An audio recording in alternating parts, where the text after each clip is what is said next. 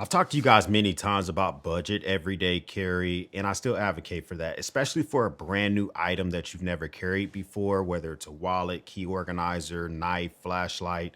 I always say spend no more than 2 hours of your paycheck or take your salary divided by 2,000, no more than 2 hours or whatever that number is on an item. But if you're thinking about luxury EDC, then I would say take that number and multiply it by 10 or 15. And that's what I would categorize something for luxury EDC. Now, these are items that bring me joy, but they don't necessarily bring me more functionality. Sometimes they do bring more functionality, more reliability, but that's not always a thing that's a must have. I carry these items often. A lot of times I do reviews on this channel, but I gravitate back towards these items because of how they make me feel or how they function. Now, the first thing I want to talk about is the wallet category. You could always get yourself something that is not made of leather. I know there's plenty of wallets that they make on Amazon that we kind of find ourselves using or gravitating towards quite often. And these are functionality great. This thing costs probably anywhere from $6 to $15 to get yourself a reliable wallet that can hold some cards in it. This one here is by Wayfinder, but I like a wallet normally that has character to it, has more character to it as life goes on. And that's why I'm always drawn, no matter what's going on, I'm oftentimes drawn back to my cash wallet by Wingbag. Now, anything that I bought on this table, I'll let you know. Anything that was sent to me on the table, I'll let you know. This was purchased by me before I had any relationship with Wingbag. And I really like this. So this is handcrafted in the UK. It's made of full grain leather that comes from Tuscany, Italy. It has CNC machined. You can either get brass, you can get aluminum, you can get all sorts of functions for the snap that keeps everything closed in this. But the reason I like this so much is because not only does it give you the elegance and it looks really good, even the threading comes from Germany. It's a high intensity threading, but unlike a lot of leather wallets, you don't see the threading because of the snap closure. You actually have to get inside the wallet just to see the threading. That gives it another layer of protection. This thing can hold 4 to 8 cards, or it can hold up to 20 bills inside. So I've stuffed this thing with 12 cards before easily. I mean, it doesn't have the cool functionality of the Esker where you're pushing buttons or anything. You got to dig your hand in there, kind of like traditional, to get your stuff out. But I really like the craftsmanship. I really like the character that I've developed over this thing. I've had this thing for over 3 years now. And whenever I'm doing wallet reviews, whether it's Dango or Proof Wallet or whatever, I find myself gravitating back towards this. This carry is very, very heavily characterized when I'm going out on the town with the wife or going out with the buddies. The other day, I went to a speakeasy in the bottom of a hotel. Very, very exclusive. And you just don't want to bring some EDC items to a speakeasy because they don't really fit the place. This wallet fits that place. So does the sponsor of today's video, which is Veer in their A12 Dirty Dozen. Now, I love myself the Dirty Dozen line of watches that come from Veer. This is their more premium of the two selections. You can see the mechanism in the back of the watch itself, which is by far my favorite part of this watch. Now, here's the thing. This watch, so I've talked about the Veer line of Dirty Dozen watches before. So 12 companies during World War II were contracted by the British to make watches that were shockproof, waterproof, and just very, very highly resistant. And they were very durable and they had to be super accurate in the field. Those companies all came up with the same similar type of design. And so a lot of companies now pay homage to those companies that came up with that design. And that's what Veer has done here. This is using a Stelica caliber Swiss movement SW260-1. All that to say, it's using a reliable, durable movement that is automatic, and you don't have to wind this thing. It uses the kinetic energy from your body while you're wearing it on your wrist to maintain its power reserve. What does all that mean? Wearing a watch like this makes me feel really good inside. I feel like I'm like literally connected with making this thing function. I know we can get away with wearing something like from G-Shock. I love my digital watches. And I mean, I'll be honest with you, this G-Shock watch is probably going to tell time better than this Veer watch because it's a battery powered digital watch. Never have to worry about it. Battery has lasted me for over 8 years, but I don't have a connection to that watch like I do when I wear this Veer A12 Dirty Dozen watch. I love the fact it does have 20mm straps that are easily interchangeable. It comes with 2 straps when you buy this bad boy. I think it looks really good. And when you do go out to different events, I like how muted this is versus wearing something from like Rolex or something like, or an Omega or whatever, because there's been a lot of people who have been getting mugged for their watches because of the look of it. And if you're trying to have something that is still a statement piece, I think looks really good on the wrist, but doesn't bring as much attention, then I highly recommend the Veer A12 Dirty Dozen. My experience with this is that I particularly really enjoy the 36mm on my wrist. Now, their most popular sizing is the 40mm. People nowadays tend to like a bigger watch, but I don't want you to shy away from the 36mm just because it's 36. I mean, here it is here, and I think it looks pretty decent on my wrist. So that's kind of what makes me lean towards the 36. Now, I will get down with a 40 every now and again, but I'm a big fan of how they do this. And this is what I would call the perfect ocean to office type of watch. It's an everyday wear type of luxury watch, whether you're working on your vehicle or you are going to the office or jumping into the sea. It can work for all of those. Use the actual link on the description of this video in my code to get 10% off this watch or any other eligible watch on Veer's website. And so that's what kind of gives me the vibe whenever I have the watch, because I know I can find something cheaper, but I'm okay with something that's 10 times the price because of the kinetic energy that it brings me to have that type of item. Now, sometimes I know that we can get away with very, very simple solution for our keys. Okay, so I have, you know, different key organizers that I've had over the years. This is a key organizer by Esker, which kind of gets the job done. And then I have the original Orbit key organizer, which I had so many complaints about. And you could easily get either one of these. Like, I think this Esker unit will cost you around like 30 bucks. You can just get a split key ring, a pack of 6 for like $6 or something like that. You can get this for probably around 30 bucks or whatever. But I've really been liking the improvements that Orbit Key has made with their Orbit Key Pro key organizer. And this just kind of takes it to the next level. It's a lot easier to change the keys out, which I'm okay with. I like the fact that they made those subtle improvements that makes life easier. And it's thinking hold 3 to 9 standard keys. It's made with a premium leather, and it has internal springs, which allows for easy assembly. A lot easier than the original Orbit key because you had to use a slotted screwdriver, which produced scratches on your key organizer to access the keys. They now have this system to where you can now just press down onto the system and go counterclockwise and clockwise, and it will release the keys and let you get quick access. Also, with the Pro, you have this one key quick access. So right here on this tab right here, you just pull up and it exposes one key that you may want to get quick access to. Now, I have a whole system when it comes to my keys, and this feels premium to me. When I set this on a dinner table, it doesn't look out of place. It doesn't look like I'm carrying janitor's keys. It looks very, very elegant, and it just screams premium. Connected to that is a split key ring from Wingback. I'm a big fan of Wingback. A lot of stuff I purchased myself, and I'm just telling you how these things function. And then I have their secret cash system, which I've told you guys about before, which inside of here, I normally will keep a $20 or $50 bill, which is here just in case I go somewhere where I need to pay for something in cash, that I can't use tap to pay on my phone. For instance, went to that speakeasy, went to pay for the valet.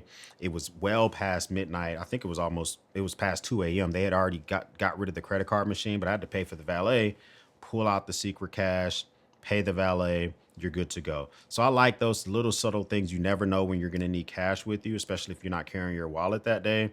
I like the fact that here you can also connect your keys to it. I have this magnet by Key Bar because I don't oftentimes carry my truck keys and my kind of like my utility keys and house keys together, because these, once they're together, it kind of gets bulky. So this magnet by Key Bar makes it so that you can literally just connect the keys when you want to. This one I have here is copper. And this allows for me to do several things. I normally carry this with me every day, but there are times when I just run out and I'm going some very quickly.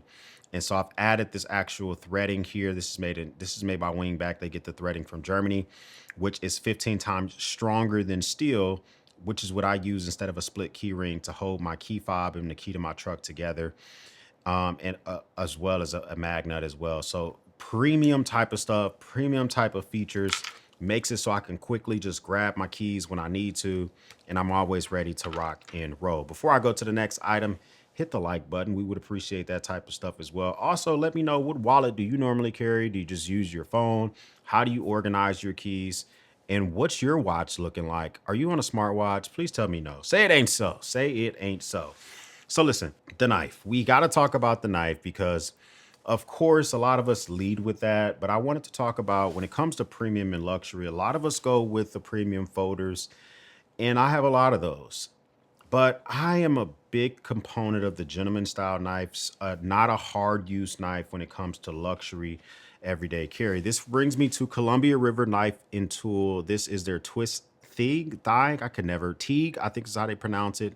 Forgive me if I'm mispronouncing your stuff, but this is an excellent tactical knife in color, but it's not going to be the most tactical in functionality. It does have a little bit of functionality for the tactical nature with the spear point blade. It's made of Magna Cut, and it's the namesake of the designer, which is Brian Teague. And if I'm mispronouncing that, I forgive me very, very much. It is a flat grind spear point, which means you can use it from both sides. Carbon fiber, but look at this carbon fiber. So this is one side, right? The show side. And then on the clip side, oh my God, look at the penny dropper on that. I'm a big fan of how they were able to take this crucible steel Magna Cut, and it's very, very functional. Double action OTF. It has a very, very good ramp, so it's hard to press with your index, right? So this is my index test, meaning like, can one of my kids pick it up and use this? And it's hard to do. Like, I really got to put some pressure behind it. It also has that double action feature, which means normally if it's something in front of it, it will kind of stop itself from fully poking out. But once you reset it by just kind of whipping it back out, it does reset itself back onto its track. But I like that double action, which will just keep you from totally stabbing through something. It's still going to poke you. It's a very sharp knife, but I'm a big fan of this. It's a thumb slide. CRKT is definitely stepping their game up. They've gotten away from just kind of being known as the Chinese folder. They have a ton of SKUs. This is made in America. I like where they're going with this. And I was dressed fly at the Speakeasy. That fits in the pocket very, very well, especially with this deep carry pocket clip. I mean, it's so deep that you can't see any of the knife in your pocket. One thing I will say is I write every single day. I write multiple times a day. I write in multiple different items. So at the very beginning of my day, I journal. And when I journal, I'm talking about what I'm going to do that day, what has to get done that week, and what I want to hopefully can get done that day. So I have a primary, secondary, tertiary type of journaling. I take notes every day in my larger lock bead, but I also have field notes and field books that I use. I use field notes a lot whenever I'm making shot lists for YouTube. If I'm taking quick notes during a call, I'll just run down a long list. Sometimes that comes from my actual, the notes that I made that morning. And then I use field books if I'm sometimes want to put something in my back pocket. But I say that to say this: I write all the time, every day, except for I normally don't write Saturdays and Sundays. And so I need an enjoyable experience. So I know you can get away with you can get a pack of 10 for $5. Even something like this, which is the Bastion pen, the boat action pen. This one here might cost you like 39 to 59 bucks. This one is a stainless steel, so it's not as expensive as the titanium version. But I still like something that really brings me just a ton of joy when it comes to writing every single day. That brings me with the Journeyman pen by Wingback. I have the black steel version. They also make it in regular steel or brass. And this takes their fun, fidgety design that you have right here, this twist design, and they take it to the next level because they finally added a pocket clip. They also logo, and they actually milled it into the top of the pen, similar to like a watch. So this gives me vibes of something that elegant like a watch you would do for the crown of a watch. They did it here with the pen. They made the pen longer. It feels better to write with. It now uses any G2 cartridge, but it comes with a premium cartridge when you buy this bad boy. The knurling feels really good on it. It has a great weight to it. It's made of one solid piece of steel, except for the top part portion where you actually replace the cartridge at. This is a great premium pen. Why would I want something like this other than just buying a pack of G2s or pilots or whatever? I like to have pens to write with that bring me joy, but I also like to have memories of stuff. When I signed the mortgage to this house, I used an older version of the wingback pen. This one wasn't quite out yet. When I also signed the birth certificate at the hospital, I used a tactile turn pen. So any type of momentous event, picking up that pen and using it every day to write a grocery list still brings me joy of the day I signed the birth certificate for my 27-week-old preemie who was born 3 months early, and we weren't quite sure if he was going to make it. So picking up that pen just settles my heart knowing that I'm writing something that I've been using for years. And that's why I kind of gravitate towards using that type of stuff. Now, I know, if you don't write every day, I wouldn't recommend spending over $300 on a pen because it just wouldn't make a lot of sense. Just like, spending over $100 on a wallet, if you don't carry a wallet every day, may not make sense. All these items kind of just may not make a lot of sense if you don't use them every single day. Two bonus items for you. One of them is my Zippo. Now, you can just, of course, use a Bic lighter, get them a pack of 4 for $3 or whatever. Those are going to work just fine. I smoke sticks multiple times a week, and I like to have a fire source. So to get yourself a brass or copper or stainless steel Zippo can cost you anywhere between $18 and $60, depending on exactly how you outfit it out. This is going to easily cost you 10, 20 times the price of a Bic. But I also like to fidget with it. I like the functionality of it. I like how well they work. I like how they look. But that's not a must-have. That's normally in my pocket, I would say 5 out of 7 days a week, if I could say so myself. Then we would also talk about a multi-tool. This is rarely in my pocket. It's normally in a pouch. But if you want to actually carry a multi-tool as your one and done, I carried the Leatherman Arc Obsidian for 3 weeks with no knife. I carried this instead, and this thing is fantastic. It's made in the USA, and it has a CPM MagnaCut blade on it for the main blade, and you can whip this thing open literally like it is a knife. And so if you're trying to find a premium multi-tool, I think that this is an easy recommendation for me. It is a little bit pricey, but if you want to find something that is going to have all the functionality of a slotted screwdriver and bits and all the other type of stuff, I could recommend that as well.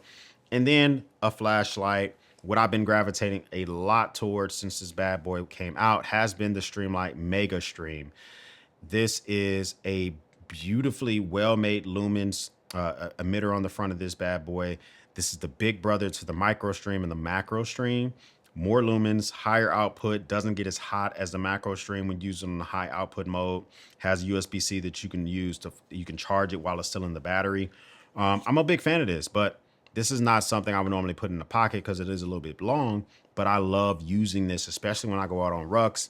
If I'm going to be looking for something in the backyard, it just has tons and tons of lumens. It has a momentary switch, which a lot of flashlights this size don't have, but those are kind of like additional or add-ons. Those are not really a part of my core 5. Comment down below, what was your favorite item? What item would you absolutely not spend that much money on? I would love to know what your comments down below. And also, thank you once again for sponsoring this video. If this is your first time stopping by, hit the subscribe button. I would love to have you a part of the battalion.